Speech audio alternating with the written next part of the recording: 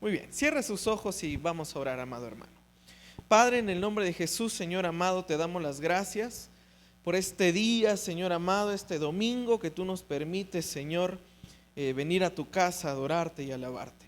Gracias también, Señor amado, porque con tu ayuda estamos cerrando este mes. Estamos cerrando este mes aquí en tu casa, en familia, en iglesia, Señor. Ahora, Señor, que vamos a meditar en tu palabra, suplicamos la ayuda, Señor, y el auxilio de tu Espíritu Santo. Abre, por favor, Señor, nuestros oídos para escuchar atentamente tu palabra. Nuestra mente, Señor, para entenderla y nuestro corazón para sembrarla. Nos ponemos en tus manos y te damos las gracias en el nombre de Jesús. Amén y amén. Muy bien. Gloria a Dios, amado hermano. El tema que quiero tratar con usted esta tarde yo le he puesto el secreto para cumplir la ley. El secreto para cumplir la ley. Ese es el tema que quiero tratar con usted. Dando un poco de contexto sobre dónde nos quedamos. Recuérdese que estamos en la última semana de vida del Señor. Ya estos capítulos de Mateo ya relatan la última semana, lo que tradicionalmente se le conoce como la semana de la pasión. Posteriormente se le conoce la Semana Santa, ¿verdad? Que es donde se conmemora o se recuerda los últimos días que el Señor estuvo en esta tierra antes de ser crucificado en la cruz. Y en esa semana de la pasión tuvo varios debates bastante fuertes con los grupos judíos religiosos de ese entonces. El primero que en este capítulo se encontró fue con el grupo de los saduceos. Recuérdese que los saduceos eran un grupo religioso y político a la vez. Eran aquellos religiosos que estaban de acuerdo con la política que se llevaba en ese entonces, especialmente con el gobernador de Judea, que era Herodes. Con Herodes entonces los saduceos prácticamente decían amén a todo lo que Herodes decía. Y más aparte, ese grupo era gente de mucho dinero, era gente muy bien acomodada dentro de la sociedad. Pero pues teológicamente, mis amados hermanos, tenían una diferencia bastante grande con el grupo de los fariseos, que eran diferentes. No era lo mismo un saduceo que un fariseo, que un esenio, que un celote. Había un montón de grupos, así como hay de partidos políticos hoy, así en ese tiempo los judíos se dividían en bastantes grupos.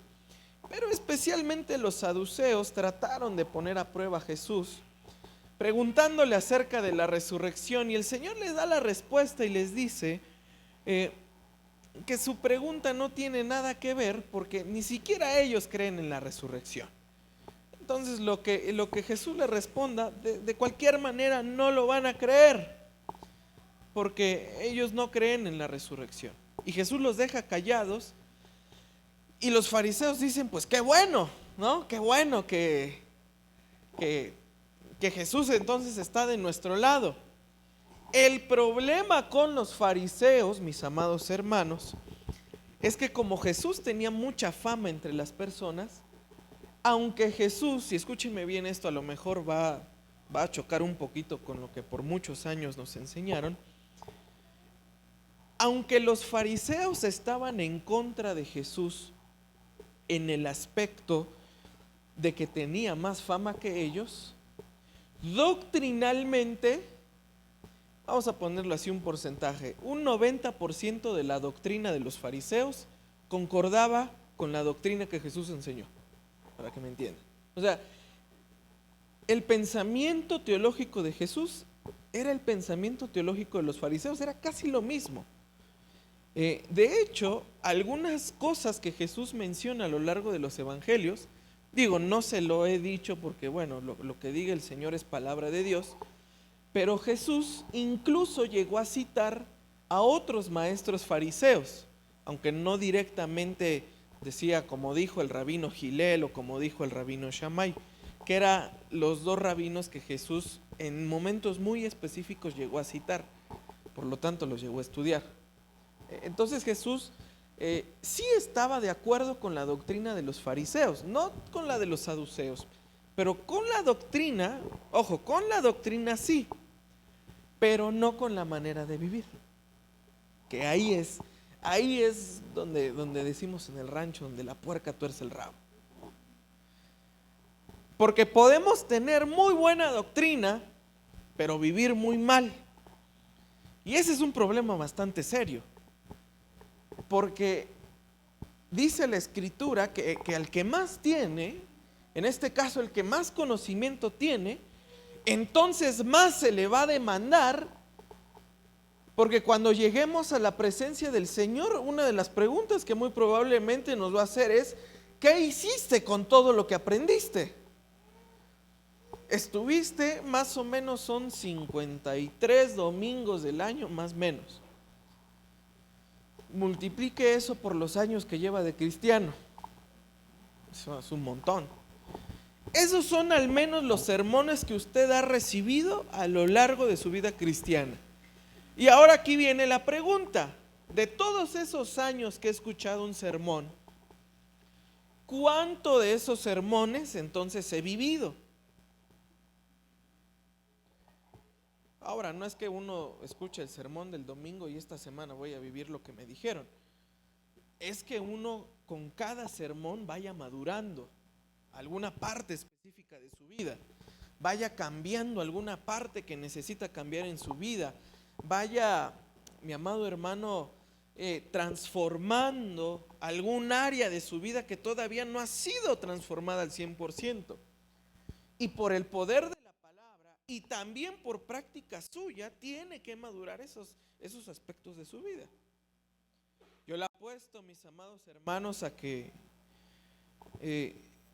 muchos de los sermones que hemos escuchado han sido sobre el carácter, ¿verdad?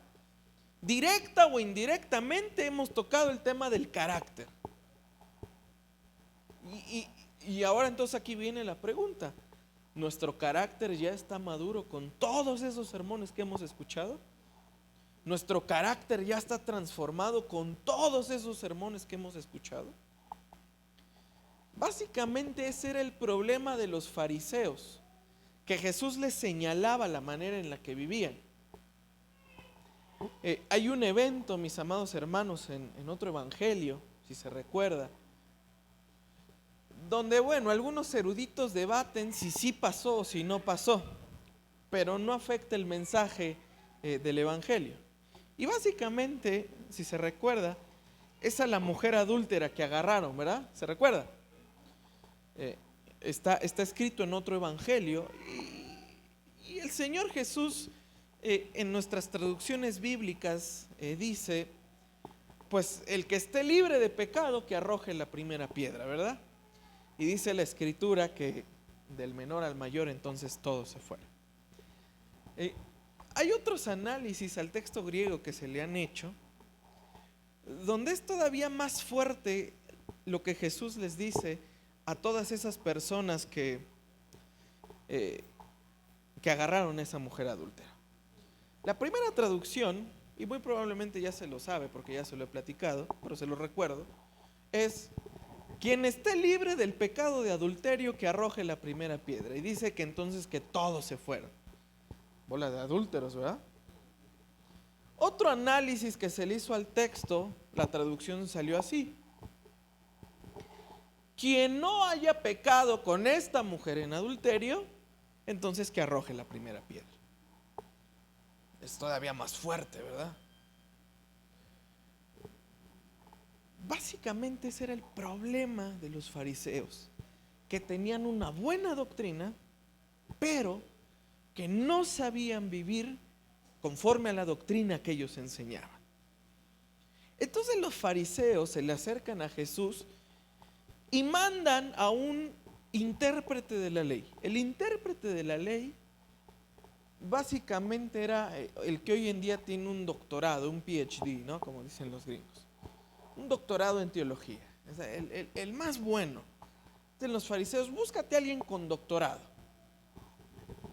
y que le vaya a preguntar a Jesús cuál es el mandamiento más grande de la ley.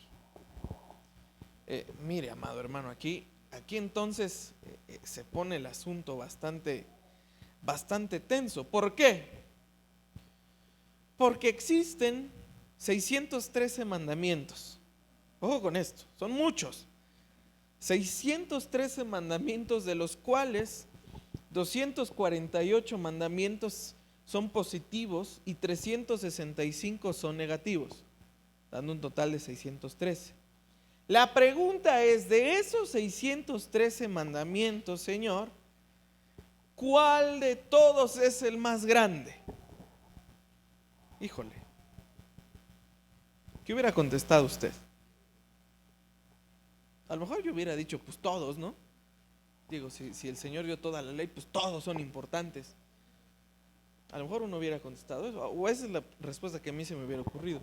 ¿Cómo vienes a preguntar eso? Si Moisés dio 613, pues cumple los 613. Pero ¿sabe cuál era el problema? El problema es que a veces no nos sabemos ni los 10 mandamientos y queremos cumplir 613, ¿verdad? Aquí se pone bastante tenso entonces, amado hermano, aquí el asunto. Porque ¿cuál de todos es mayor? ¿Cuál es el gran mandamiento de la ley? Y aquí Jesús, mis amados hermanos, da una respuesta que muy probablemente ellos no se esperaban, pero que hoy en día se le conoce como el gran mandamiento. Dice de los versos 37 al 40, y Jesús les contestó: amarás al Señor tu Dios con todo tu corazón y con toda tu alma y con toda tu mente. Este es el grande y primer mandamiento. Y el segundo, dice, por si me quieren preguntar cuál es el segundo de una vez, me adelanto a su pregunta.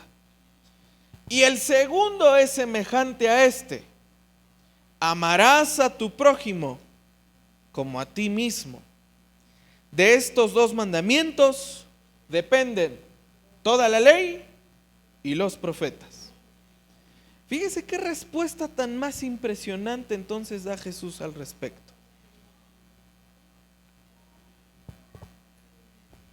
Mire, voy a decir una serie de cosas que no quiero que me las tome a mal si alguna vez las practicó. ¿Sí? No lo estoy criticando, pero voy a decir una serie de tradiciones cristianas que alguna vez nos enseñaron que si usted no hacía eso no iba a ser salvo. Pero ahí le va.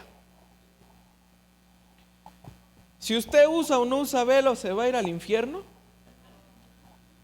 No, pues que dice la Escritura que hay que ponerse velo por causa de los ángeles. ¿De qué sirve que se ponga el velo si no se sujeta a su marido, no? Digo, para empezar, yo sé que ahí las hermanas no van a decir amén, ¿verdad? Porque se me casé con alguien con el cual no quiero ni ver, o mucho menos sujetarme. Bueno, pero en el nombre del Señor usted lo ama y lo perdona. Es que si usted sigue usando pantalón, usted está en pecado y está en la carne. No es para las hermanas, ¿no? Igual, no sé si se acuerda de aquello. Es que, no sé, hay algunas iglesias que usan kipa. No sé si para taparse la calva que ya tienen los hombres o por la tradición, pero es que si no usa eso, usted no puede ser parte de la iglesia y no está acorde en la iglesia. Ahí le va otra. Le repito, no crea que investigué de dónde viene para echar piedra a todo eso. No, simplemente estoy hablando de mi experiencia, ¿ok? De lo que yo vi, de lo que yo viví, de lo que a mí me platicaron directamente. Es que si se sale de este ministerio y de esta cobertura, usted está en pecado porque ha salido de la cobertura que el Señor nos ha dado. Híjole. Particularmente yo no veo ninguna parte de la Biblia donde hable de la cobertura hacia las iglesias. Obviamente el Antiguo Testamento habla del velo que cubre y de la gloria de Dios que cubre. Claro que sí, pero para con iglesias yo no veo en el Nuevo Testamento ninguna doctrina ni enseñanza que hable de la cobertura. habla de tener pastores, de congregarse, de eso sí habla, de someterse a una iglesia, pero la cobertura como tal de eso no habla. Es que si se sale usted está en pecado, es que si se sale usted le va a pasar aquello. ¿O se acuerda cuando se hizo cristiano, cómo le decía a su abuelita? Te va a castigar la Virgen. ¿Ah? Sí, se acuerda. Se va a enojar el santo, ¿eh? Y cuando le llegó el primer problema de cristiano, ¿se acuerdas? Bien, tenía razón mi abuelita, me iba a castigar la Virgen por haberme salido. Y así una serie de cosas, mis amados hermanos, una serie de cuestiones, de mandamientos que la iglesia le añadió a los mandamientos de Moisés, que le hicieron creer a las personas, que le hicieron creer a la iglesia, que si cumplía toda esa serie de requisitos, entonces estaban obedeciendo a Dios. Que si hacía ciertas cosas, entonces estaban obedeciendo a Dios. Que si oraba de tal manera, que si cantaba ciertas canciones, que si se vestía de tal manera, que si hacía tal cosa, que un montón de cosas. Si usted hacía toda la lista que la iglesia le ponía, entonces usted estaba obedeciendo a Dios y por lo tanto usted era salvo.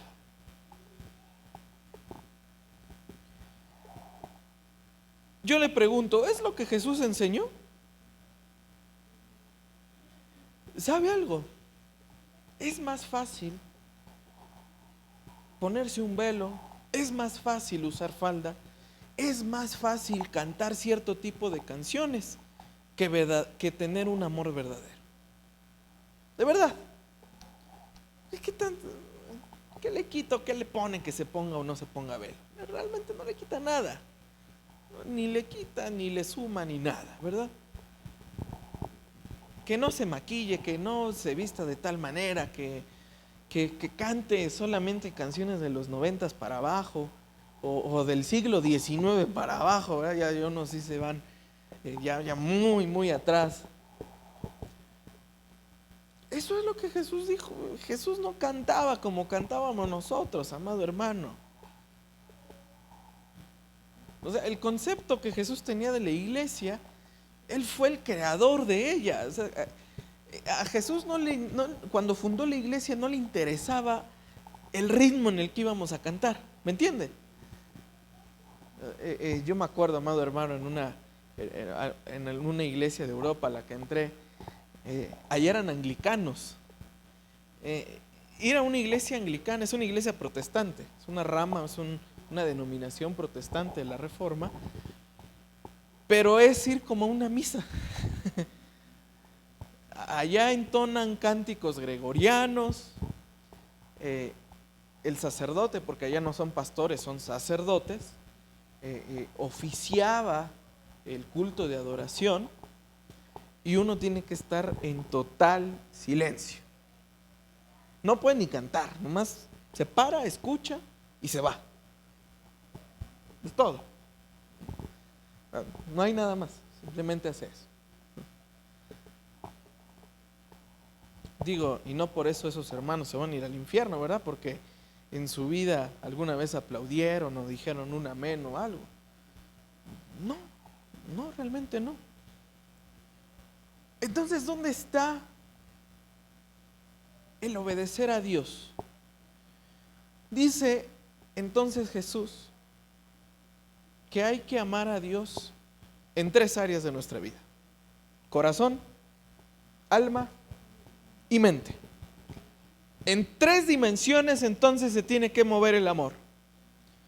El corazón, amado hermano, lo menciona el doctor William Hendrickson. El corazón es el eje de la existencia del hombre. Es decir, la parte más interna, lo que usted es, está en el corazón. No en el corazón que late, en el corazón espiritual, para que me entienda, el corazón espiritual. Ahí, amado hermano, está el eje de toda su existencia. Mira, voy a sonar un poquito filosófico, pero para que me entienda bien, es lo que en filosofía le llaman la ontología o el ontos. El ontos viene del griego que quiere decir el ser. ¿Sí? Usted es un ser ontológico porque usted es. Y ponían un ejemplo el profesor. Dios no lo quiera, pero simplemente es un ejemplo. Si a usted le quitan una mano, ¿es menos usted? ¿Verdad que no? Si le quitan la mano y una pierna, es menos usted, porque ya no tiene ni mano ni pierna. ¿Verdad que no? O sea, usted no deja de ser menos usted si no tiene una parte de su cuerpo o algo no le funciona.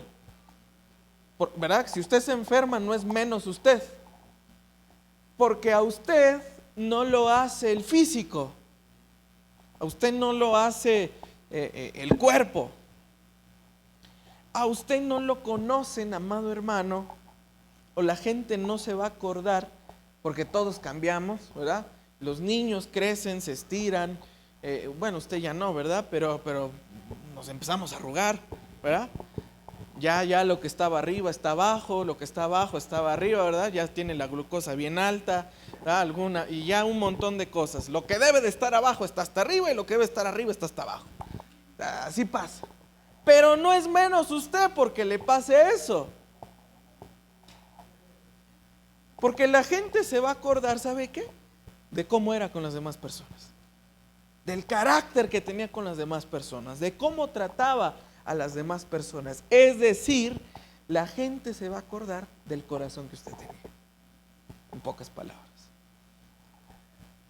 Y lo que el Señor entonces nos manda aquí, amado hermano, es a que nuestro corazón aprenda a amar a Dios sobre todas las cosas. Si el eje de nuestra existencia ama a Dios, entonces estamos cumpliendo toda la ley del Señor. Ahora habla también del alma. No me voy a meter ahorita en temas de la tricotomía o la dicotomía. Solamente le adelanto, yo soy de la postura de la dicotomía, no de la tricotomía. Pero aterrizando el asunto al alma, mis amados hermanos, se refiere al asunto de las emociones. Es decir, también alguna vez se malenseñó, es que no tienes que involucrar tus emociones porque las emociones son engañosas. ¿Has escuchado alguna vez eso? Bueno, a ver. La Escritura dice que usted y yo somos hechos a imagen y a semejanza de Dios. ¿Se recuerda de eso? Y parte de la imagen y la semejanza de Dios, ¿qué cree? Son las emociones. ¿Por qué? Porque Dios tiene emociones. Así de simple y así de sencillo. Bueno, me va a decir, no, hermano, yo nunca me enojo. Yo no tengo esas, yo soy un hermético, yo nunca me enojo. Yo nunca siento compasión por nada, ¿verdad? Yo nunca siento misericordia por nada. Yo soy un duro, a mí no me va a mover nada. Y en realidad está expresando otro tipo de emociones con esas declaraciones. Lo que aquí está enseñando el Señor Jesús en aprender a amar a Dios con el alma es aprender a dirigir nuestras emociones para que también aprendan a amar a Dios. Aprender a gobernar nuestras emociones para que aprendan también a amar a Dios. Y las emociones sí tienen que ser gobernadas. Le dice el apóstol Pablo a Timoteo que Dios no nos ha dado un espíritu de cobardía, sino un espíritu de dominio propio. Es decir, amado hermano, que el dominio propio, el autogestionarse, como algunos le dicen, el aprender a gobernarse uno mismo, aprende, ojo con esto, a someter las emociones y a expresarlas oportunamente cuando es necesario. Ese es el dominio propio. Personas que saben gestionar sus emociones para gobernarlas y a su vez expresarlas cuando es debido. Los que son casados no me dejarán mentir. ¿Qué tienes? Nada. Y sabe usted que tiene todo, ¿verdad? El nada es todo y el todo significa nada. ¿Y por qué estás así? Por nada. Bueno, ahí les hacemos un llamado a las hermanas a que aprendan a expresar sus emociones de manera oportuna. Porque su marido no es brujo, no es hechicero, ni mucho menos profeta, para saber, amado hermano, que tiene. Muchas gracias, hermano, gracias. ¿Me entiende? Y ahora también los hombres, ¿verdad? Porque los hombres gestionan sus emociones muy hacia adentro. Es raro el hombre que diga estoy así, muy raro. Generalmente el hombre cuando gestiona sus emociones se queda callado, se queda quieto y no dice nada, ¿no? Se ve, no me has molestado hoy en todo el día, ¿qué tienes, no? No tengo nada. Sí le ha pasado, ¿verdad? No tengo nada. Digo, es el primer signo de depresión dentro de un hombre, el que no diga nada. Mientras la mujer llora y llora y llora un montón, el hombre llora pero hacia adentro. Muy raro que un hombre exprese como tal. Pero aquí Jesús nos está llamando a amar a Dios entonces también con las emociones. Las emociones bien gestionadas, las emociones bien dominadas, son una expresión de amor también para con Dios. Por supuesto, amado hermano, porque Dios nos dio las emociones y Dios quiere que expresemos esas emociones que Dios nos dio de la manera correcta. Si usted con todas las emociones que tiene aprende a amar a Dios como es debido, entonces va a tener una salud mental, como se le dice, una salud emocional sana, óptima, mi amado hermano.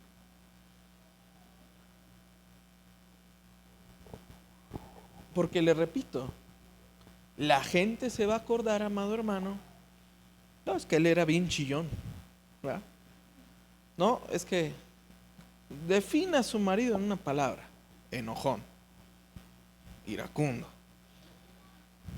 Defina a su mujer en una palabra: floja, no sé, chillona. ¿Por qué? Es muy raro el que va a decir defina a su mujer en una palabra. No, pues un cuerpazo. Aunque no lo crea, hasta el hombre se va a acordar de cómo se comporta. Porque hace 30 años usted era una persona y obviamente su esposo también. Pero pasan los años y ya no se acuerda de eso. Ahorita lo va a definir por las emociones que expresa o que no expresa. Ahorita lo va a definir por el carácter que tiene. Mire, amado hermano, se lo digo de esta manera. Con todos los pastores con los que me he sentado a preguntarles de consejería y a la gente que me ha tocado atender consejería, ningún matrimonio me ha dicho, oiga, deme consejos porque pienso que mi esposa es fea. De verdad, ninguno se ha acercado a decirme eso. Ni tampoco un hermano, no, oiga, ¿sabe qué? Necesito consejería porque mi marido es feo. De verdad. Y mire, el que a mí me está pastoreando, el pastor Mayel Contreras, su especialidad de él es la consejería. O sea, su línea pastoral es atender gente. La mía va más hacia la enseñanza, hacia enseñar Biblia. La de él es atender a la gente. Y dijo, oiga, pastor, ¿usted ha tenido alguna vez? No. Pero ¿sabe de dónde sí vienen los problemas? Es que tiene un carácter así. Es que se está comportando así. Es que está haciendo estas actitudes. Todo va hacia donde cree. ¿Lo emociona? A temas del carácter. ¿Por qué? Porque le repito, es lo que la gente se va a acordar de usted. Y es de lo que el Señor va a pedir cuentas de su vida, de cómo gestionó sus emociones, amado hermano. Y por último, el Señor menciona la mente, es decir, la parte intelectual, amado hermano. Amar a Dios con conocimiento. Y aquí tiramos otro ladrillo que alguna vez nos enseñaron. Usted no pregunte, usted nada más crea. ¿No ha escuchado eso? No cuestione nada. Tú nada más cree, tú nada más ten fe. ¿Pero por qué? Alguien dirá. Y usted tiene toda la razón. Usted tiene derecho a preguntar el porqué de las cosas. Tiene derecho a preguntar el porqué, mi amado hermano. Bueno, ¿y por qué Dios me está diciendo que lo ame? Bueno, la misma respuesta está en la Biblia. Porque Dios lo amó primero a usted. Y por eso vino el Hijo de Dios a darle conocimiento de la verdad y que con conocimiento e intelecto aprenda a amar a Dios. Mire, Gary Chapman habla de distintos lenguajes del amor, especialmente 5, ¿no? Y esos lenguajes del amor, el doctor Chapman lo ha hecho de una manera impresionante, lo ha aplicado a la persona nada más, a los matrimonios, a los jóvenes, a los niños, a las mujeres, ha escrito muchos libros acerca de los lenguajes del amor, que incluso hay una Biblia que se le regala a los matrimonios, que es la Biblia Lenguajes del Amor. Entonces, ¿por qué? Porque el doctor Chapman a lo largo de la escritura vio que hay muchas maneras de amar, ¿no? Es decir, que hay lenguajes en los que uno puede amar. En pocas palabras, mis amados hermanos, debe de entender, de tener conocimiento y el intelecto de cómo ama su hermano, cómo ama a su hijo, cómo ama a su cónyuge, ¿verdad? Y ahora el cónyuge también debe de ser empático con usted para que lo ame con el lenguaje que usted lo entiende por amor, ¿verdad? Ahí le va. Un ejemplo. Existe un lenguaje del amor que es el de los regalos. Ese, por ejemplo, lo tienen mucho las mujeres. Que dan detallitos aquí, de que una estampita acá, que un lapicito, que unos aretitos y que un montón de cositas ahí se andan regalando, ¿verdad? Ese lo tienen mucho las mujeres. Pero por ejemplo, puede haber una persona que el lenguaje del amor de los regalos no lo entienda.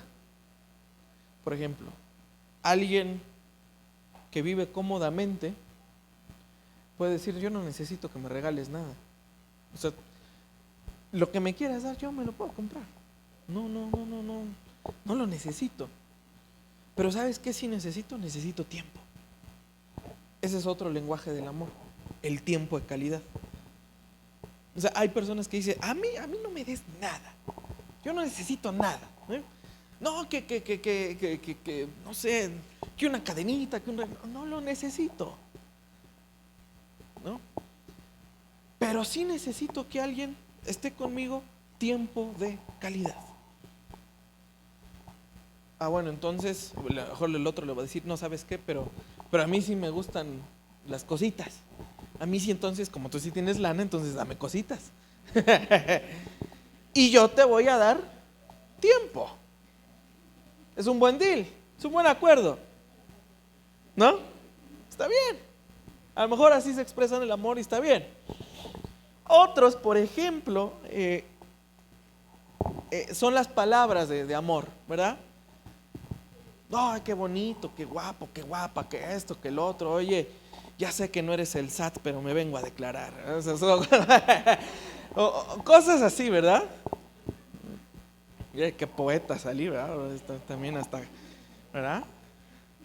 Sí, ya sé que no serás un alien, un extraterrestre, porque tu belleza es fuera de este mundo, ¿no? O sea, cosas así que digo: oye, no, este sí se la voló. Y hay gente que entiende el amor así. Hay gente que así entiende el amor. Lo que le gusta. Recibir piropos, recibir cumplidos. Eso también, por ejemplo, se le aplica mucho también hacia las mujeres y algunos hombres también, ¿verdad? Otro, por ejemplo, es el amor físico. Todo el tiempo agarrados de la mano, todo el tiempo. ¿Por qué? Porque así les gusta también expresar su amor. Ahora ahí le va la pregunta: ¿cómo usted le expresa amor a Dios? Vamos a llevarlo así. Algunos les gusta amar a Dios por medio de la adoración. Algunos les gusta amar a Dios, amados hermanos, cantando. Y todo el tiempo están cante y cante alabanzas y adoración. ¿Por qué? Que algunos dicen: ya cállate, por favor, ya cantas horrible, pero ¿verdad? Dice: pero es que yo lo estoy cantando a Dios, no te estoy cantando a ti. Bueno, vete a cantar entonces al baño o a otro lado, por favor, ya me tienes harto. Pero algunos así aman a Dios. ¿Sabe? Otros aman a Dios en oración. No digo que no debamos de orar y que otros sí, pero otros oran más que otros. Es decir, por ejemplo, Charles Spurgeon decían que no oraba más de 15 minutos, pero no pasaban más de 15 minutos para que volviera a orar. Por oraciones cortas, pero Charles Spurgeon oraba todo el tiempo, todo el día, porque era la manera en la que él amaba a Dios, por medio de la oración. Mientras unos les fascina cantar, les fascina danzar y un montón, así aman a Dios. Bueno, y Dios lo ama porque usted lo ama así. Otros lo aman porque lo buscan en oración. ¿Sabe? Otros aman a Dios por medio del estudio, por medio del conocimiento, como el apóstol Pablo. El apóstol Pablo le fascinaba entender los misterios de Dios y darlos a conocer. Pablo así amaba a Dios y externaba ese amor para con las iglesias que él pastoreaba por medio del conocimiento. Otros aman a Dios por medio de actos de servicio dentro de la iglesia. Sirven a Dios en esto y sirven a Dios en aquello y están que en la danza, que en la alabanza, que en la tienda, que en la cocina, que hasta un chorro de cosas que yo luego ya ni sé ni cuántas áreas de servicio hay, pero en esas están. Y aman a Dios sirviendo, porque tienen el conocimiento de que Dios los amó primero y ahora ellos aprenden a corresponder en ese amor. Eso es amar a Dios con la mente, mis amados hermanos. Y el segundo mandamiento, entonces dice la Escritura, es similar. Amarás a tu prójimo, entonces, dice la Escritura, como a ti mismo. En pocas palabras aquí, amado hermano, ojo con esto. Si una persona dice que ama a Dios, por lo tanto, concuerda el amor que le tiene a Dios, expresando ese amor con su prójimo. Es decir, usted no puede decir que ama a Dios si no ama a su cónyuge. Usted no puede decir que ama a Dios si no ama a sus hijos. Usted no puede decir que ama a Dios si no ama a su hermano. El que tiene amor por Dios, tiene amor por los que son a imagen y a semejanza de Dios. ¿Me entiende? En pocas palabras es eso, mis amados hermanos. Tiene que amar a su hermano también. Pero es que me cae mal. Pues sí, pero antes usted también le caía mal a Dios y así lo amó. Así Dios lo perdonó. ¿Por qué tú no? Usted no, ¿verdad? Es que me hizo esto y me hizo aquello. Bueno, usted le hizo más cosas a Dios pecando y Dios lo recibió y lo amó. Tiene la responsabilidad entonces de amar al prójimo también. ¿Por qué entonces dice el Señor que la ley depende de estos dos mandamientos? Y dice la ley y los profetas.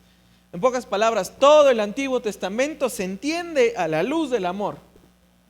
Y esto el apóstol Pablo lo retoma en la carta a los Corintios, diciendo que al final de todas las cosas permanece la fe, la esperanza y el amor. Y termina el apóstol Pablo diciendo, pero el mayor de todas estas cosas es el amor. ¿Verdad?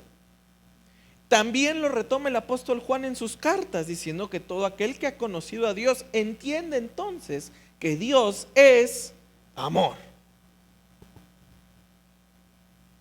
Tanta teología para que todo se resume en el amor. Mi amado hermano, hay que amar a los que Dios también amó. Porque en el cielo, amado hermano, por muy infinito que sea, si le sigue cayendo mal, no va a ser lo suficientemente grande para que quepa usted y ella o él. No le va a hacer tan... ¿Cómo puede ser, Señor? Mira cómo se portaba. ¿Y lo trajiste aquí? De los 7 cielos, Señor, lo pones en el mismo que yo.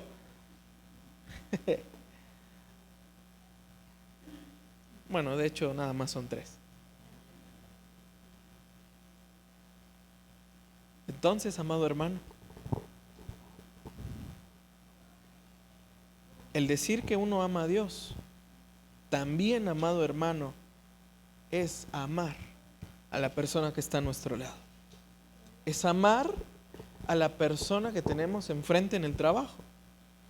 Es amar a la persona que tal vez no conocemos, pero necesita ayuda. Eso es amar al prójimo, mi amado hermano. Ser incondicionales en todo eso, porque Dios nos amó primero. Jesús les ¿me entiende? Antes de continuar, fíjese, vamos del 40 al 42. Yo creo que con esta respuesta dejó bien callados a los fariseos, ¿verdad? Y ahora Jesús entonces les hace otra pregunta. Estando reunidos los fariseos, Jesús les hizo una pregunta. ¿Cuál es la opinión de ustedes sobre el Cristo? ¿De quién es hijo? De David, le contestaron ellos. Aquí Jesús ahora devuelve una pregunta también teológica para con ellos. Porque recuérdese que los judíos esperaban al Mesías militar, al Mesías político, a ese Mesías. Por lo tanto, era hijo de David, y una de las características más importantes de David, aparte de ser un gran compositor, era que también era un gran militar, era un conquistador. De hecho, él conquistó la ciudad de Jerusalén, por eso se le llama la ciudad de David, porque estaba ocupada por otro pueblo. David la conquista y decide que Jerusalén tiene que ser la capital de su reino. O sea, era un conquistador. Por lo tanto, el Mesías que había de venir tenía también que ser un conquistador. Por eso Jesús les pregunta, muy bien, ahora yo les voy a preguntar a ustedes, ¿de quién es hijo el Cristo? De David. Entonces, mire, amado hermano, ¿cuál es la pregunta o hacia dónde iba la intención de Jesús al respecto de eso? Y a lo mejor no le va a cuadrar, pero voy a hacer que le cuadre. Todos tenemos puntos ciegos teológicos. ¿A dónde voy con esto? Los fariseos sabían toda la doctrina de la resurrección y estaban acorde a la doctrina de Jesús, pero tenían un error: no reconocer a Jesús como el Cristo. Ese era su punto ciego teológico. Le voy a poner otro ejemplo: Apolos, el de Hechos. Dice la Escritura que era un gran predicador, que era elocuente, que era un gran maestro, pero no sabía la doctrina del Espíritu Santo. Dice la Escritura que Priscila y Aquila llamaron a Apolos aparte a enseñarle la doctrina del Espíritu. Es decir, tenía un punto ciego teológico. El apóstol Pablo, mis amados hermanos, era fariseo. Bueno, no cualquier fariseo, dice que era fariseo de fariseos. Era del rango más alto de fariseos que podía haber. Pero también tenía un punto ciego teológico. No reconocía a Jesús como el Cristo. En pocas palabras, entonces, la pregunta de Jesús es, muy bien, ya me vinieron a probar mi doctrina, ya me vinieron a probar mi teología. Ahora la pregunta que yo les hago a ustedes es, ¿reconocen que yo vengo de parte de Dios o no? En pocas palabras, ¿están dispuestos a que yo les enseñe también? ¿O nada más vienen a preguntarme a ver en qué me puedo tropezar? Porque hay gente así, amado hermano, que hay gente que viene a preguntar no con el afán de aprender, sino con el afán de hacerlo tropezar. ¿Verdad? Hay gente chismosa, así son, ¿no? Que nada más vienen a preguntar, pero chismes, no vienen a preguntar honestamente. Por eso Jesús les pregunta, a ver, ahora yo les voy a preguntar, ¿tienen ustedes el conocimiento de quién es el Cristo? ¿De quién es hijo entonces? Pues de David, el Mesías viene de David. No sé si el Señor por dentro decía, no entienden que yo vengo de la línea de David. Siguen sin entenderlo. Es el versículo 43 al 45. Jesús les dijo, entonces, ¿cómo es que David en el Espíritu lo llama Señor? En griego es kurios. En pocas palabras es, ¿cómo es que David al Mesías lo llama el que tiene autoridad, el que tiene poder, el que tiene gloria? Eso significa Señor. Dijo, el Señor a mi Señor. Está utilizando dos entonces. El Señor que es el Padre y el Señor que también es el Hijo. Siéntate a mi diestra. ¿Quién está sentado a la diestra del Padre en este momento? El Señor Jesús. Hasta que ponga tus enemigos debajo de tus pies. Pues si David lo llama Señor, ¿cómo es él su hijo? Está ocupando aquí, el Señor Jesús está citando un salmo. Está citando los salmos.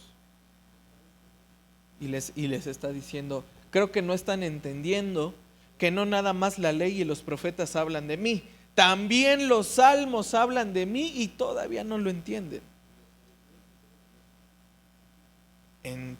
Entonces aquí, mis amados hermanos, Jesús les estaba diciendo, no están entendiendo con quién están tratando.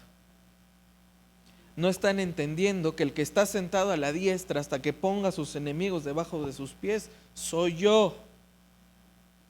No están entendiendo que David estaba hablando de mí. Salud.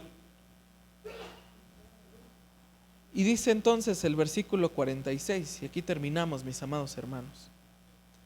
Y nadie le pudo contestar ni una palabra, ni ninguno desde ese día se atrevió a hacer más preguntas. Dios de mi vida, amado hermano.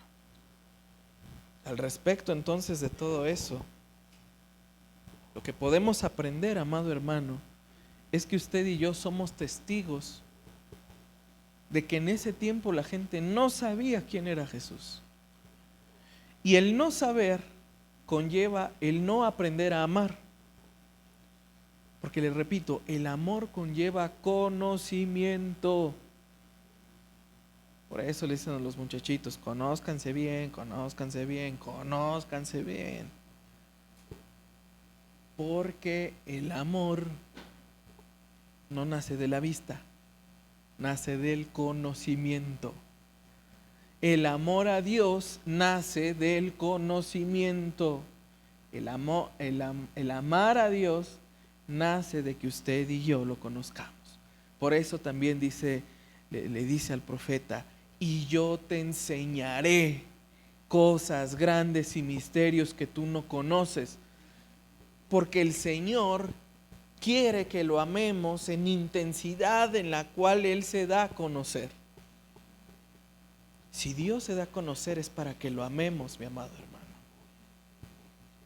Y Dios cada domingo le da a conocer a usted algo más de Dios. No para que se lo quede, no para que diga, ay hermano, ¿por qué está hablando de mi familia? ¿Por qué está hablando? Les de seguro vino mi mujer a acusarme con usted y ahora se está desquitando. No, claro que no. No vino su señora conmigo y si hubiera venido no tengo tiempo de atenderla. Nada más los domingos. Entonces, no vino conmigo. Es que Dios está dando a conocer a su vida para que lo ame. Es que Dios está dando a conocer a su vida, amado hermano, para que cumpla la ley que dice: amarás al Señor con todo lo que eres, en pocas palabras, con todo lo que eres. Y así, amado hermano, es que usted y yo nos podemos dejar pastorear por el Señor. Porque el buen pastor su vida da por sus ovejas. Y sabe, esa vida que dio, la dio por amor a usted. Y la dio por amor por mí también. Amén. Póngase de pie.